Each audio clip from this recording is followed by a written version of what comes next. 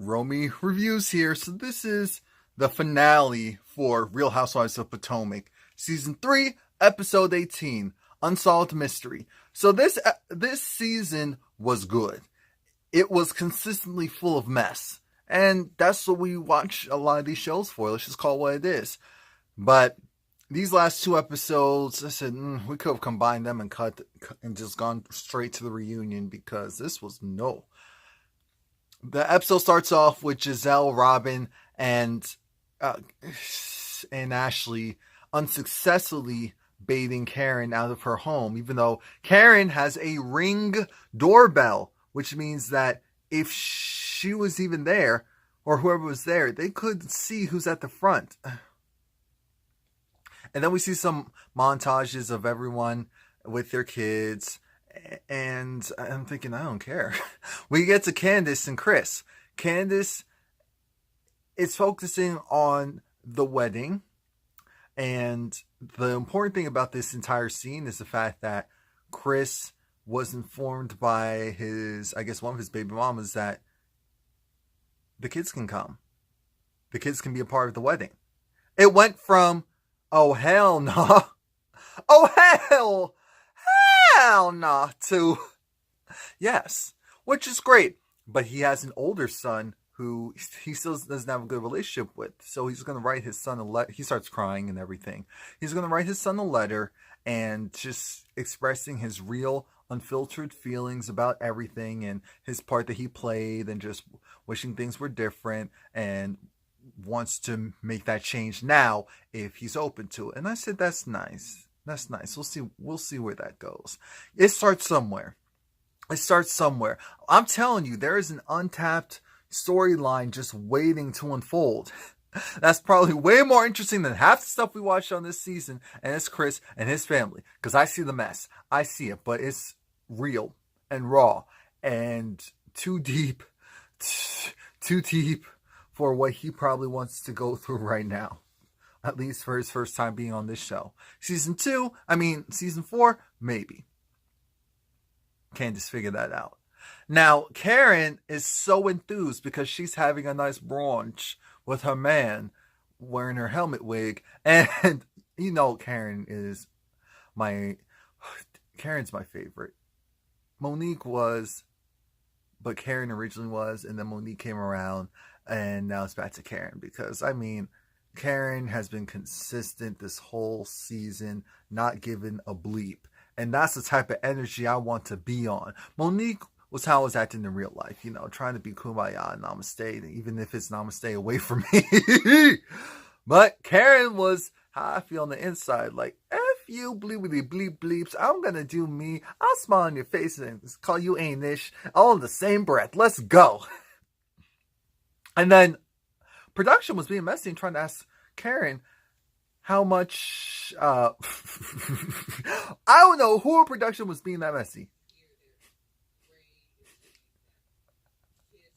Production wanted to know, the producers wanted to know in detail what's going on with Ray's taxes. Like, how much was the payment plan? Is there a payment plan? Karen gave them that look of, I'm not at liberty to discuss any of that, but we need specifics. We need details. Details of what? I just told you I'm not telling you anything. What's good? I just told you I am not telling you anything. What's good? No. But she said, oh, we're going to sleep in the same bed and you're going to get you some tonight. I'm thinking, wait, so you two are sleeping in the same bed? Karen just lets some stuff go unintentionally. She doesn't even realize it. Now, unless that's a plan. Ashley meets with a black therapist. I appreciate that. Because on these shows we see it, but in real life, they just make it seem like therapists are stereotypical. They're either just a certain age, have a certain look, whatever. But Ashley's therapist tells her what everyone else has been telling her for free. Ashley, this man doesn't want to have a baby with you. He's trying to be very polite and cordial and be compromising by making you think that there's a possibility that a baby will come, when in actuality, that's not in the cards anymore.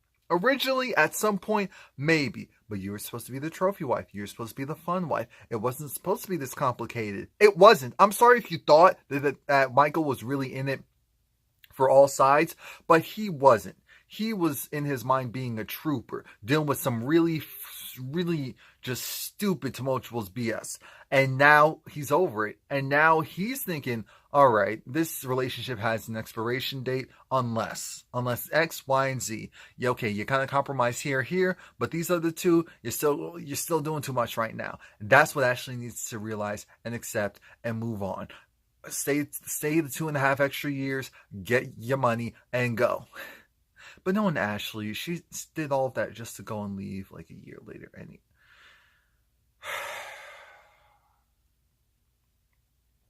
Now we have a family outing with Robin's family and Juan's family.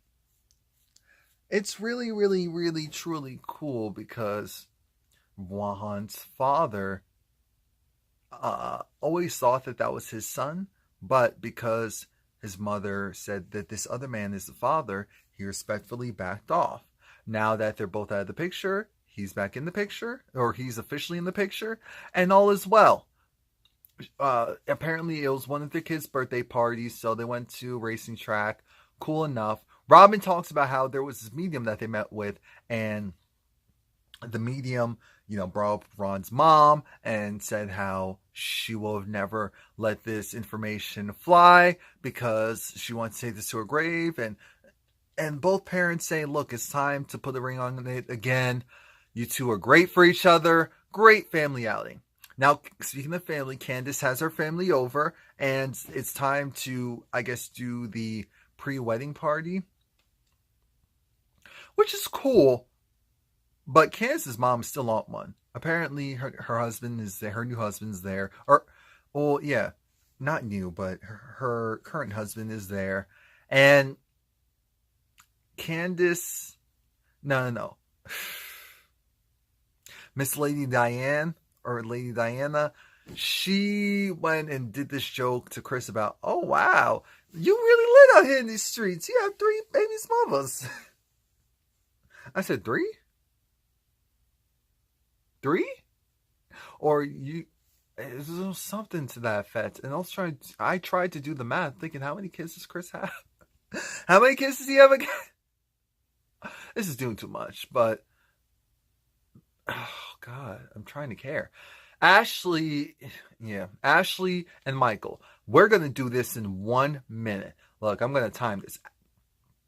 5, 4, 3, 2, 1. Ashley talked to Michael, and she was upset because she's just trying to figure out, she's done all these things to try and appease him and try to make compromises and make changes in their relationship, but things haven't seemed to change. And she just wants a timeline. But the time I'm 30, is the possibility of us having a kid together, is that going to be an actuality? He essentially tells her it's something that can happen, but we just need to evaluate things. We just need to think things. We just need to look at things. We just need to make sure our relationship is where it needs to be. I'm thinking, what? Ashley, this man is telling you right now, no. Read in between the lines. Right now, no, that's not going to happen. And this whole, let's take time. It's possible that time can heal wounds and change opinions, but right now, that's not the case. So now we get to Candace and her party, and everyone is there in good spirits. Everyone is coming. They bring gifts. Ashley actually brought a really thoughtful gift. She brought this gift of a tree and take care of the tree. And I realized as soon as she brought it, what it was about and what it symbolized. But I said, okay, she's on this whole yoga namaste tip. I didn't even realize that Charisse was there. That's the thing. I did not even realize Charisse was there because she wasn't a part of the mess. She really wasn't. Now we're canoodling. Chris goes and gives the ladies napkins with their names on it to apologize for not having napkins at the bubble soccer event, which was a cute gesture. Everyone appreciated it. Everything is going well. Apparently this was October and it was nice and cold, unless she was just alliterating. Lord Jesus, whatever. When was this taped? Was this taped really in October, or were they just being funny? Because it could have been taped in early April or May. unless Potomac's on a completely different times table, because then that would explain a lot. That would actually explain a lot with the show. At one point, and who did this? Karen and Ashley were sitting next to each other. Ashley was trying to lightheartedly make a joke about Karen and her relationship and her marriage. And I'm thinking, Ashley, Karen's about to blow up on you on 5, 4, 3, 2, 1, because you can't go and make a joke when you're not close or friends with the person you're making the joke to. This is the problem with a lot of people. A lot of people don't understand that you cannot go and make a joke about someone and their situation when you are not friends with them, when you are not friendly with them, because they're going to get offended by that. So then Karen started to go off. While that was happening, Michael comes out of nowhere because Ashley went and put the battery in his back about how Karen was saying this and that about their relationship and their marriage, because Ashley goes and talks about other people's relationships and marriage and said, oh, let's be real, let's be honest. Let's be real. You want us to be real with you and your relationship and this whole thing of I want a baby, but my husband wants to be, her husband wants to be with her. I do believe that, but I don't know if he feels like the relationship is solid enough for a relationship. And you know how? Because he's told us. Now, again, at this point, they can be in a much better place. But we don't know that. We don't know that at this moment. All we know is that Ray was trying to talk to, Kansas side of the family, because I believe Kansas' aunt owns a medical facility. I said, you better do it. Here goes Michael rudely going saying,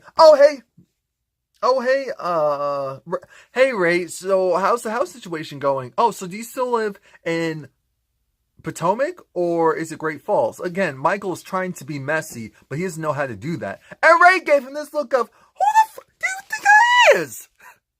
That's exactly what Ray did. Ray gave him that, I don't know what you're trying to do here, but let's not do this today because I don't have time. You came to my house. You know where I live. Stop playing with me. Stop joking with me. We're not cool. We're not friends. Why don't you go and handle your situation over there? Why don't you go handle your responsibilities over there? So then he goes over there because Karen is going off on Ashley saying you need to go. Ashley saying, Karen saying you need to go and worry about your relationship, your husband, you're this and that. Why are you going to mess with mine? My institution is solid. I'm not going anywhere. You know what, Ashley? Here's the truth. I don't give a bleep about you, so why the bleep are you talking to me? Go and bleep off. Have a great day. I promise, I don't think of you at all. And it hurt Ashley's feelings, and I was okay with that because Ashley does too much. This is what happens when you do too much. They can be cool now. But at that moment, in that time frame, Ashley was doing too much. And she does not stop. So then Michael comes over and says, oh, your husband was actually pretty rude to me. I was just asking him about, your house. And I get it. Michael is a successful real estate person. I understand. And the whole thing of renting versus buying. And why would you rent why would you rent and pay more to rent than your own mortgage? We understand. We get it. It doesn't have to make sense. As long as they can afford it, let them do whatever they want to do. It doesn't, if they're renting it, then it's not an asset. So when it comes to taxes, if they rent it, it's not an asset. Just like how my car is leased. I do not own it. I own the debt. But I do not own that physical car. I technically cannot count that as an asset. No, I can't.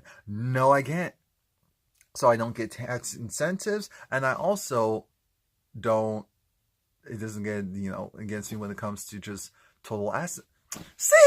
See, this was all plot and plan. They're smarter than you. That's the problem. They're smarter than you, and you just can't catch up. You just can't. Because everything else that happened didn't matter. Because Karen said, husband said exactly what needed to be said. Why are you coming over here and doing all this barking? Sidebar, it was interesting how the ladies asked Karen, did you get a delivery last night or did you get a pizza or something? Karen said no. They left the pizza on her front porch.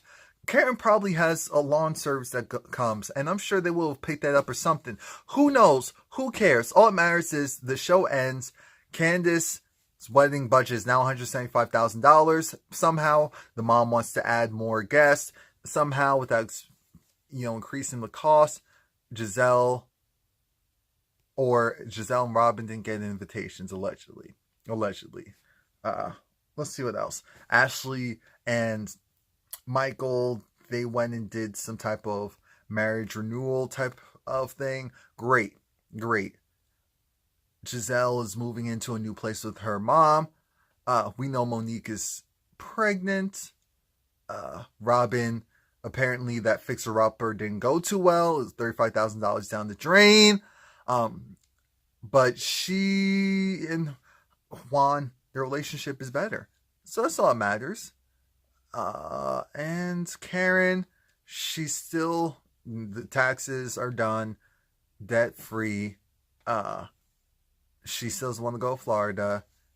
And I think that's pretty much it. So here's how this works, guys. This upcoming week, okay, so for next week,